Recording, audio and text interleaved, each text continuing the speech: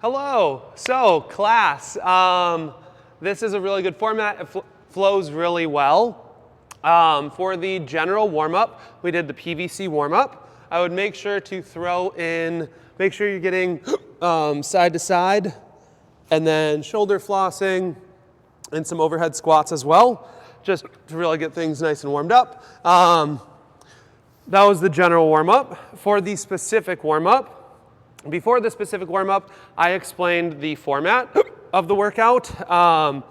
So first I went through and I explained the format, and I made sure that people got the format before I moved into demonstrating things. So I said, hey, what we have today, we have 2 different stations. Each station has 3 movements, and you're gonna do those 3 movements as fast as you can, and then rest till the remainder of 3 minutes. You're gonna do that again for 5 rounds. Station number 1, so I had rowers in the middle here with a gap between the rowers and the dumbbells. Station number 1 was a 14 calorie row for guys, 10 calories for ladies. Then they'll hop off, they'll knock out 5 bootstrapper squats and 10 dumbbell overhead presses. Again, they're gonna do those as fast as they can and then rest for the remainder of a 3-minute timer.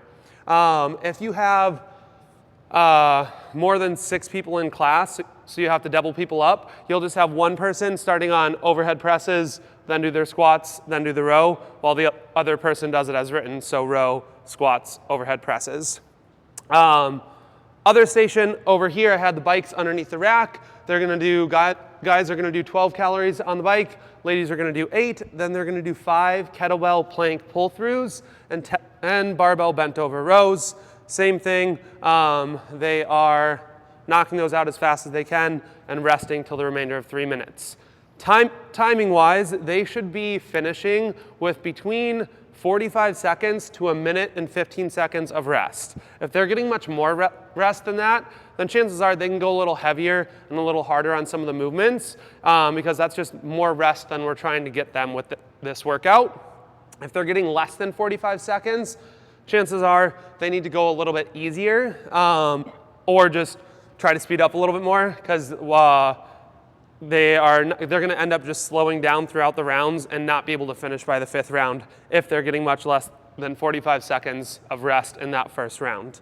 So, like I said, I would explain that format first, and then I would demo the movements and get into the specific warm-up. Speaking of which, before you have them put your PVCs away, you can have them knock out some barbell bent over rows with the PVC, nice hinged over, and trying to pull somewhere between the belly button and the sternum for those bent over rows. But then, like I said, demoing things, so those 5 bootstrapper squats, grabbing the dumbbell here, and you're holding it at chest level, dropping down as low into that squat as they can, setting the dumbbell down, hips up, hips down, dumbbell to the chest, and back up. Again, nice low, set it down, hips up, hips down, chest, standing up. Those are the bootstrapper squats. Then they'll grab a second dumbbell, and they'll knock out 10 overhead presses, making sure they're getting all the way down to the shoulders and all the way out on each rep. We're trying to keep those as strict presses. That said, if it's round 3, 4, 5, and they're knocking out like 6 or 7 strict, and then they've just got to do the last few as a push press, totally okay. It shouldn't be from round 1 that they're having to do a push press for those reps. So that is your first station. Second station, the bike, and then we've got kettlebell plank pull-throughs, making sure they're in a good plank position, so shoulders stay stacked over the wrists. We're in a nice straight line, and we're pulling across. We've got 5 each way, so 1, 1, 2, 2, up to 5 of those, and then 10 barbell bent over rows. Then for the specific warm-up, after I demoed everything, I had them go through 2 rounds of 3 bootstrapper squats, 7 overhead presses, 3 kettlebell pull-throughs, and 7 barbell bent over rows. Again, 2 rounds through that first round, they're just trying to get like a general feel for the movement. And then second round through, they're trying to figure out, okay, what's a pretty good challenging weight that I can use? Because weight-wise, you want them working as heavy as possible while still staying in that rest time frame that I talked about where they're getting 45 seconds to like 1:15 of rest. But again, as heavy as possible while staying in that time frame. So yeah, 2 rounds through, 3 reps, 7 reps, 3 reps, 7 reps. First round, easy. Second round, trying to figure out what the weight they're going to be using. Then I gave them a little bit of time, maybe like 2 minutes.